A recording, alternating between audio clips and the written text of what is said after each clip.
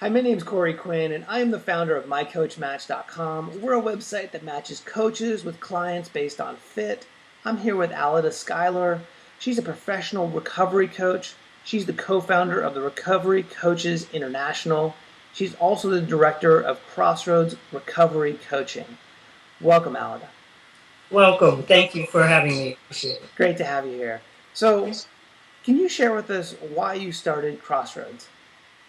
I started Crossroads because once I became a coach, I would find myself in 12-step meetings and just notice that people would be having problems that they didn't solve very quickly. And week after week, I'd hear the same thing, and I'd think, golly, if they just had a coach, we would have solved that by now. And so I just got convinced that there's a really good match between addiction recovery and coaching. So I started Crossroads.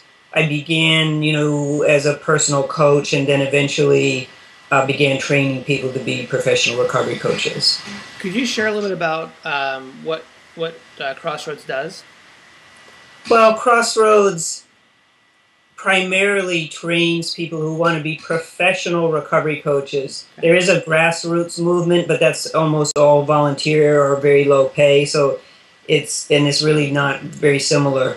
But I train people who want to make their living and have a profession of being life coaches to people who are either, starting to address addiction recovery, maybe they're already in recovery and they want to have a higher quality of life. Great. Yeah. And so when should someone consider working with you as a recovery coach? Well, I really strongly believe that problems are easier to resolve when they're addressed early. If you had diabetes or God knows what, it's better if you deal with it sooner rather than later. So I think that's true with drinking problems, drug problems, or if there's someone in your family that you're concerned about. So I just think it's a good idea to get, when you think there's a problem, it's a good time to get started. Yeah. And who's an ideal client for you?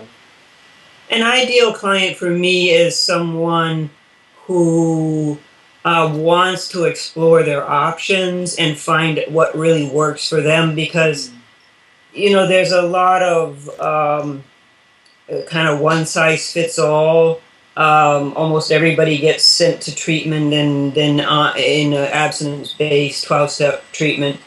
And that works for many people, but there are other people who it just doesn't work for. And so I can help them sort out, I'm very fond of 12 steps, but I also work with controlling drinking and harm reduction, moderation. Wherever they're willing to start, I'll support them to do that successfully. If it doesn't work, we'll figure out what does. In your experience as a coach, how important is a match between a coach and a client? I don't work with people that I don't feel committed to supporting. Yeah. So and that's saying that I like them and I believe that I can help them. There are people that I like, but I refer to someone else because they have more expertise. Mm-hmm. I don't work with anorexia, for instance. So it's important that the coach have the competency to be able. Even though coaching is a partnership model, the coach does need to have some expertise in the topic that they're coaching on. And so for me, an ideal client is somebody who really wants to sort it out and is willing to tell me what they most prefer and care about. Because it has to work for them. It can't be me telling them what to do. That's right. They have to want it. They have to want to go through the process and do the work. Well, yeah, they need to want. I don't know what they need to want, except maybe to stop hurting or stop suffering. Mm-hmm. That's a good place to start. That's right. They may not be clear about what exactly they want, but we'll help them figure that out over time. Could you share with us a success story? I'd like to share two success stories because I do work with families and with the people who use drugs and alcohol. So I'm going to just start with a one from the family side. I had a client who was the only person in her family who didn't suffer from some form of addiction. Both her parents were heavy drinkers. Sisters had drug problems and eating disorders. Brothers, alcoholism, and chaos. Um, and I worked with her, in part to just kind of sort some of that out, help her business do well. And over time, it was really clear that the place where, her suffering occurred was in the realm of money.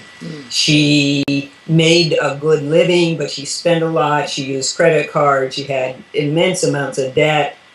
And it was a problem in her marriage. It was a problem for her business. So we worked really hard on helping her feel like she had enough and feel safe and happy, but get a handle on how much she could spend and start saving and dealing with her debt.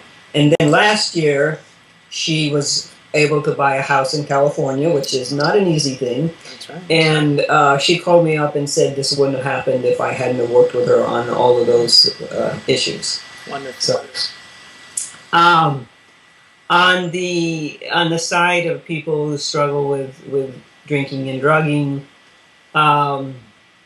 I would say one of my success stories is another young woman that when I started with her, she had gone through treatment, she had relapsed, and I worked with her for about a year while she was drinking and smoking pot, which a lot of people would not do, but I did. And eventually she stopped drinking and drugging, became a member of a 12-step program, and has about 3 years right now. That's So, wonderful. yeah. And I could keep going on and on, but I'm sure. yeah. So those are two.